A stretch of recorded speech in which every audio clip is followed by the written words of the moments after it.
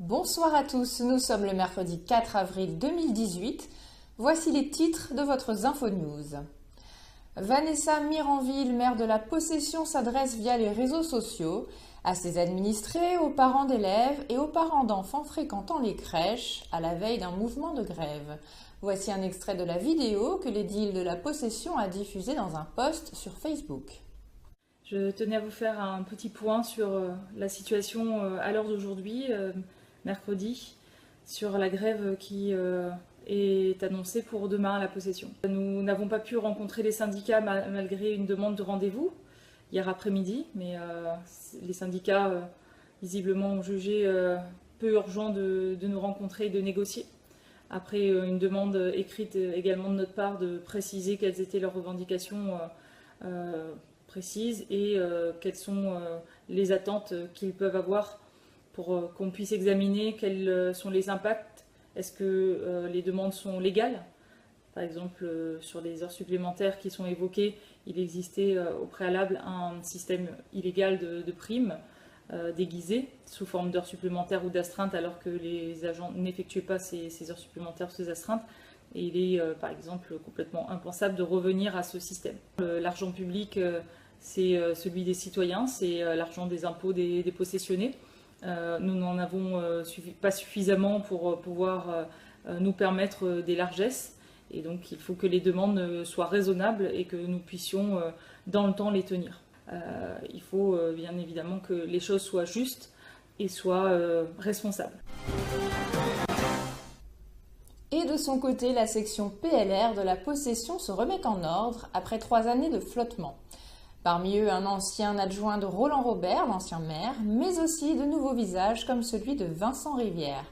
Cet après-midi, il était question d'un rapprochement avec Philippe Robert pour les municipales, mais surtout, le paradoxe Miranville a été évoqué. Un programme ambitieux en matière de transparence en 2014, mais des emplois de complaisance selon l'opposant. Retour en images avec Ludovic Grondin. Un point essentiel qu'on a voulu développer lors de cette conférence de presse, c'est l'action sociale de Vanessa Miranville.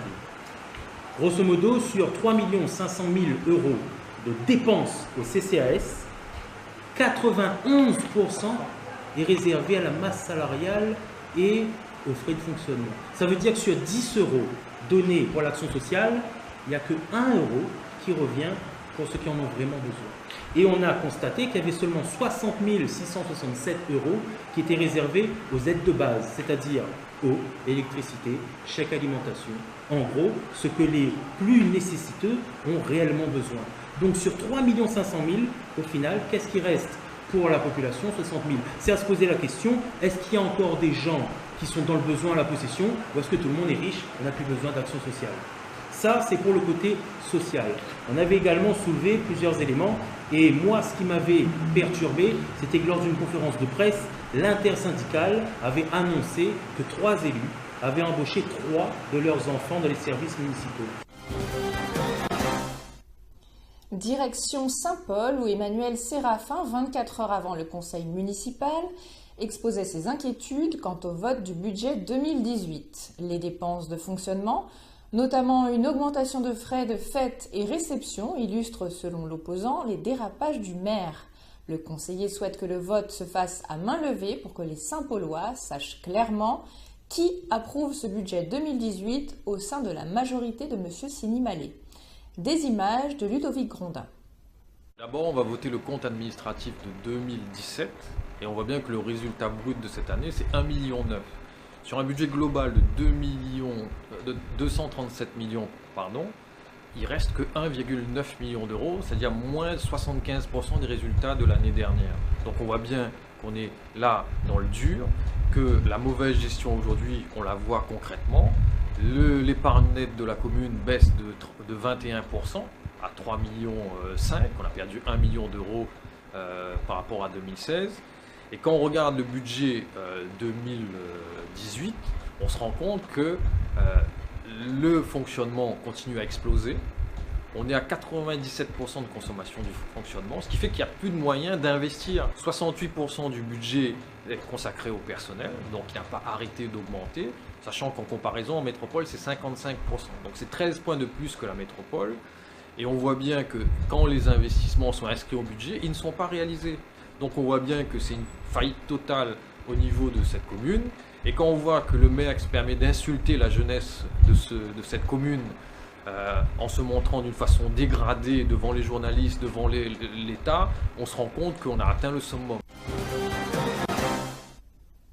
Et la 3e édition du Salon de la radio est lancée depuis ce matin à l'initiative du syndicat des professionnels de l'audiovisuel de La Réunion, au domaine de la piscine à Saint-Denis. Des professionnels de la radio et de l'audiovisuel animeront ces 2 journées et se tiendront à la disposition du public pour partager leur univers.